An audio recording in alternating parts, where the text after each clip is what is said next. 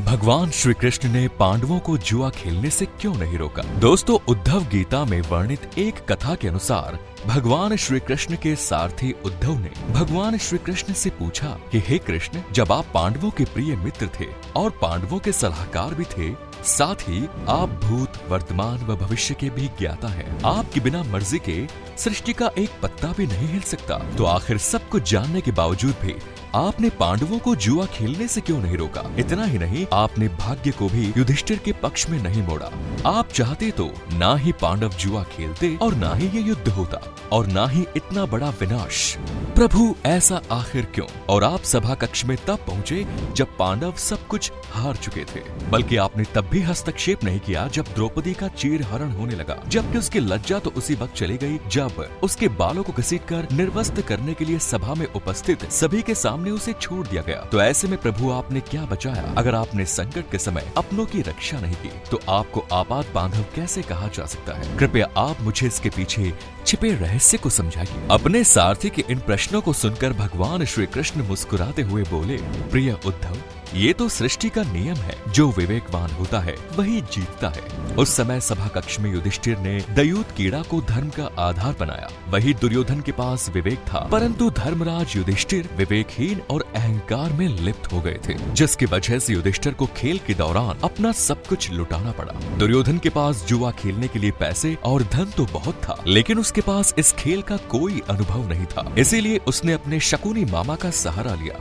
ठीक इसी तरह अगर युधिष्ठिर भी पीछे हटकर मुझे आगे कर देते, तो ये खेल मामा शकुनी और मेरे बीच होता, और फिर इसका परिणाम किसके पक्ष में आता, इसका अंदाजा तो हम सभी लगा सकते हैं। परंतु युधिष्ठिर ने ऐसा ना करके स्वयं को खेल का महारथी समझा और मुझसे इस खेल के बारे में चर्चा तक नहीं की, जिसका परिणाम आप सबके सामने है। हे उद्धव, चलो इस बात के लिए तो मैं उन्हें क्षमा कर भी देता हूँ, परंतु उसका क्या जब खुद धर्मराज ने विवेक शून्यता के अभाव में आकर मुझसे सभा कक्ष के बाहर रहने की प्रार्थना की और कहा कि मैं तब तक अंदर ना जाऊं जब तक मुझे बुलाया ना जाए। ऐसा धर्मराज युधिष्ठिर ने इसलिए किया क्योंकि वो खेल मुझसे छुपकर खेलना चाहते थे। पांडवों का मन ही मन पता था कि दयूत कीड़ा एक बुरा खेल है और उन्हें भय था कि मैं उसमें उनका कभी साथ नहीं देता। श्री कृष्ण उद्धव को बताते हैं कि खेल के अंतिम पड़ाव तक उन्हें पूछा तक नहीं गया। भीम, अर्जुन, नकुल, सहदेव सब के सब मुझे भूल गए, परंतु मैं फिर भी दरबार के बाहर उनके बुलावे का इंतजार करता रहा। अपने भाई के आदेश पर जब दुशासन ने द्रौपदी का बाल पकड़कर उसे घसीटकर सभा कक्ष में लाया, फिर भी द्रौपदी अपने सामर्थ्य के अनुसार उस पीड़ा से जूझती रही, लेकिन उसने मुझे याद नहीं किया। उसकी बुद्धि तब जागृत हुई जब दुशासन ने उसे निर्वस्त्र करना प्रारंभ किया। तब उसने मुझे पुकारा और मैंने बिना देर किए उसकी सील की रक्षा की। हे उद्धव, आखिर तुम ही बताओ, ऐसी स्थिति में यहाँ मेरी क्या गलती? मैं कैसे पांडवों की प्रार्थना को अस्वीकार कर लेता? मैं तो स्वयं उनके वचनों से बंधा हुआ था। भगवान श्री कृष्ण के मुख से ये जवाब सुनकर उद्धव ने उनसे कहा, हे प्रभु, यकीनन आपका वचन प्रभावशाली है, किंतु मुझे पूर्ण संतुष्टि नहीं मिली। क्या मैं आपसे पूछ सकता हूँ कि आप संकट में घिरे अपने भक्तों की मदद करने तभी आओगे जब वो आपको बुलाएंगे? क्या ऐसे आप उसकी रक्षा करने के लिए नहीं आ सकते? तब उद्धव का सवाल सुनकर भगवान श्री कृष्ण पुनः मुस्कुराए और उन्हें बताया, प्रिय उद्धव, पूरी सृष्टि में हर एक व्यक्ति का जीवन उसके स्वयं के कर्म फल पर आधारित है और ना तो मैं इसे चलाता हूँ, ना ही इसमें हस्तक्षेप करता हूँ। मित्र, मैं तो एक साक्षी हूँ जो सदैव अपने भक्तों के करीब रहकर उन पर नजर रखता, और यही ईश्वर का धर्म है। श्री कृष्ण के जवाब से उद्धव अभी संतुष्ट नहीं थे। उन्होंने उल्हाते हुए श्री कृष्ण से कहा कि प्रभु, जब आप हमारे नजदीक रहकर हमारे सभी दुष्कर्म का निरीक्षण करते हैं, तो आप हमें पाप करने से क्यों नहीं रोकते? आप ऐसे साक्षी बनकर क्यों रहते हैं? क्या आप चाहते हैं कि हम मनुष्य ऐसे ही भूल करते रहें और समय के चक्र के साथ उसका फल भुगतते रहें? तब श्री कृष्ण उद्धव को अपने शब्दों की गहराई में ले जाते हुए समझाते हैं, प्रिय मित्र, एक बार जरा तुम इसका अनुभव करके देखो। यदि मैं तुम्हारे साथ साक्षी के रूप में हर समय रहूं, तो क्या तुम अपने जीवन में कुछ गलत या बुरा करोगे? प्रिय उद्धव,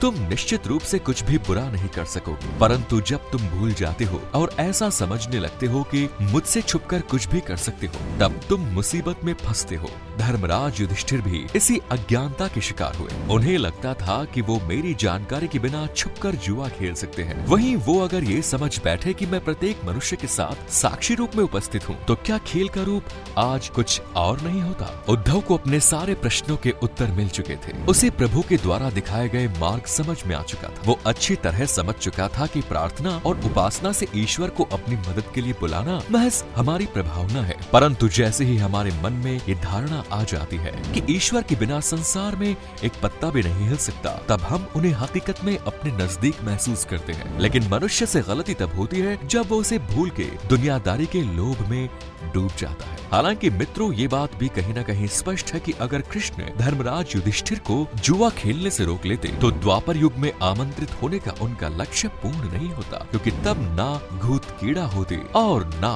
पांडव हारते, ना महाभारत युद्ध होता और ना ही पांडवों द्वारा श्री कृष्ण अधमियों का वध कर पूर्ण धर्म की स्थापना कर पाते। तो ये था भगवान श्री कृष्ण के युधिष्ठिर को जुआ खेलने से न रोकने के पीछे का महत्वपूर्ण कारण। अगर आपको ये वीडियो पसंद आया तो इसे लाइक करके शेयर करना बिल्कुल न भूलें। धन्यवाद।